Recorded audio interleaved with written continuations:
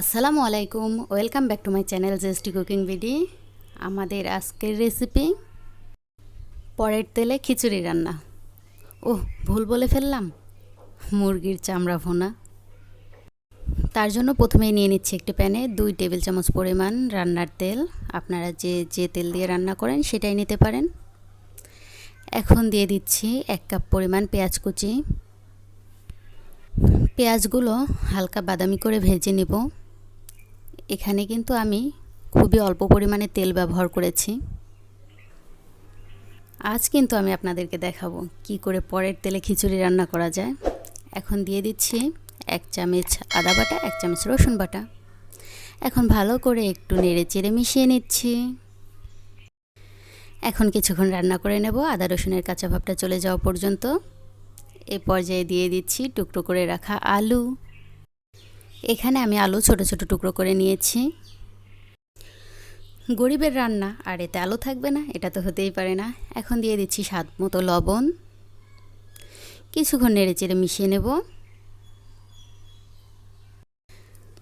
আলুগুলো মশলার সাথে কিছুক্ষণ কষিয়ে নিব। এই পর্যায়ে দিয়ে দিচ্ছি সামান্য পরিমাণ পানি। এখন দিয়ে দেব গুঁড়া মশলা, তাই গুঁড়া মশলা যেন পুড়ে না যায় এই জন্যই সামান্য পরিমাণ পানি দিয়ে নেওয়া। দিয়ে দিচ্ছি হলুদ গুঁড়া 1/2 টিস্পুন।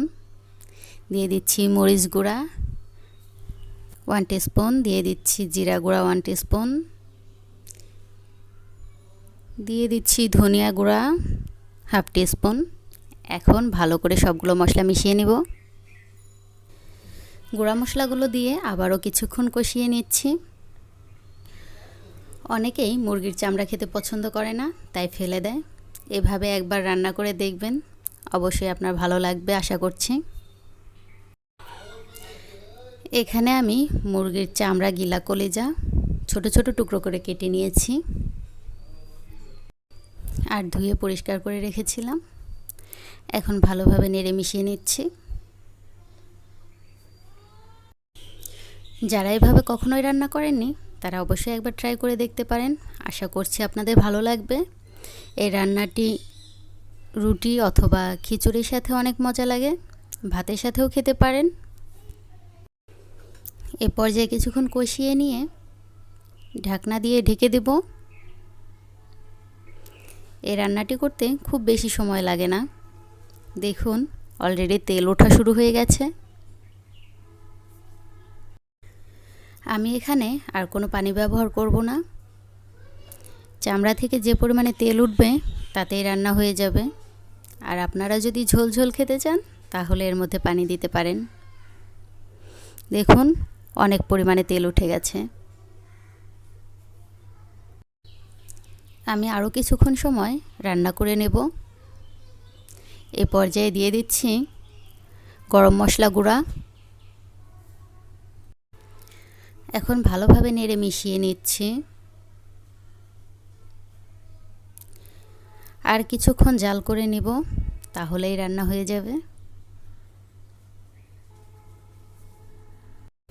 এই রান্নাটি আরও কিছু সময় ধরে জাল করে নিলেই কিন্তু চামড়াগুলো ভাজা ভাজা মচমচে হয়ে যাবে, সেটা খেতে আবার অন্যরকম স্বাদ হবে।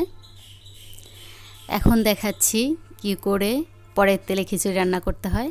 আমি এখানে প্যানটি একটু কাত করে নিচ্ছি। দেখুন অনেক তেল জমা হয়েছে, এই তেলগুলো তুলে নেব।